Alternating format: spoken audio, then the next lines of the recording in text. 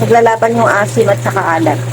Kain tayo mga kabagang. Ito tayo ng atay. Ayan, kinigisa ko yung bawang tsaka sibuyas. Papulahin lang natin.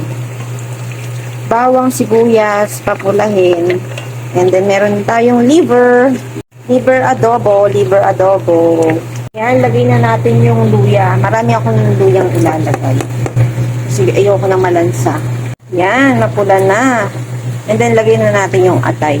Ayan na ang atay. Ano natin?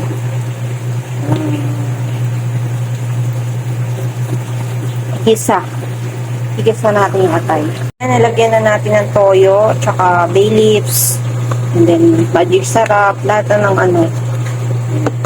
Natutuyuan lang natin konti. And then luto na. Lalagay na rin pala ako ng sugar para mabalanse yung alat. Konti lang. Hanggang nilagyan ko na nga pala ng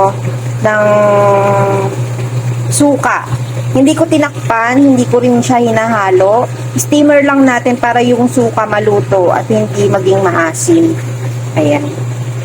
Tapos after nyan, luto na. At yan, luto na. Haluin na natin. Pwede naman ng haluin.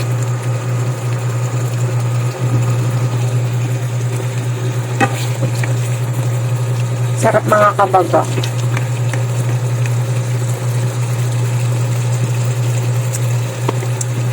Sarap. Naglalaban yung asim at saka alat. Kain tayo mga kabagang. Kain tayo mga kabagang. Meron tayong paka at saka itong atay na adobo. Sarap. Kain po. Thank you Lord sa biyaya. Sarap po. Atay. Paka. Bigay ng kaibigan ko to.